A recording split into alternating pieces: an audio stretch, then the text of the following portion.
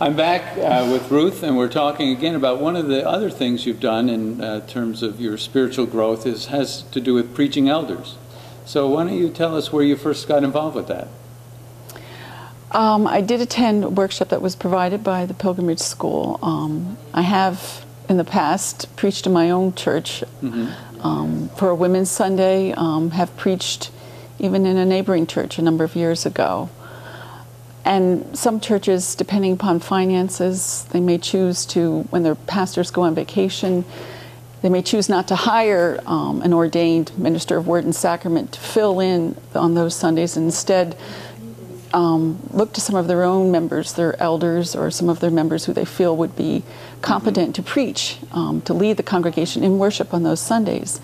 And so found that to be an interesting experience. So you went to a course? Yes, that the Pilgrimage School put on. Gary DeWitt, I believe, presented the course, and found that to be interesting. I'm almost at the point I think I want to go out and purchase a commentary for a Bible. I have to ask someone for advice, which commentary should I purchase, but was just recently asked to provide some morning prayer and scripture for a pilgrimage event. It was for the elders who were going to General Synod, and was looking at a portion of scripture and thought, I think I should really look at a commentary to see what, I can read it and see what I think it says, but I might really need to look at what a commentary and someone with some expertise would say that these verses of scripture, what they really are saying.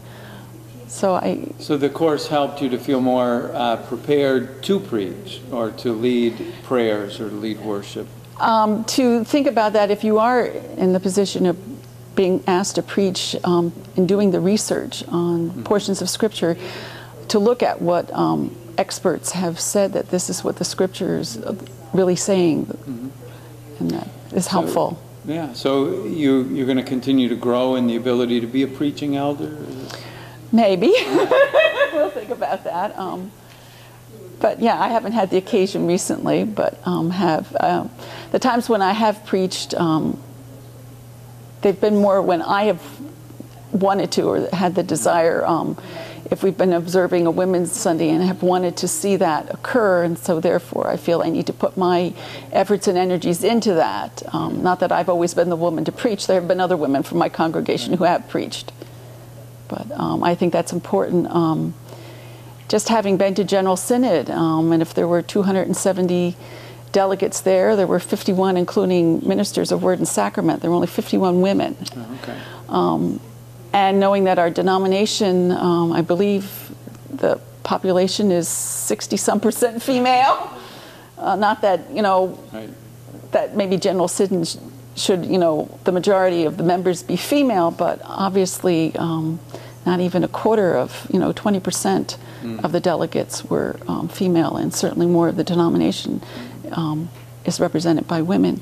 In some of our churches, unfortunately, women aren't always given the opportunity to have roles of leadership, and it is unfortunate. I think for us living here in the East, maybe that's not as much of a difficulty, though, not to say that there aren't maybe some churches also located in the East, but knowing that that's a difficulty for some of our women, that they're not recognized as being gifted by God and having gifts for leadership, serving as deacons in areas of ministries of mercy or elders, and having some spiritual insight to provide spiritual oversight for a congregation, and even to be ordained as ministers of Word and Sacrament. Yeah, it's certainly different in the East, I think. Yes, yes. Than it is out in some other parts.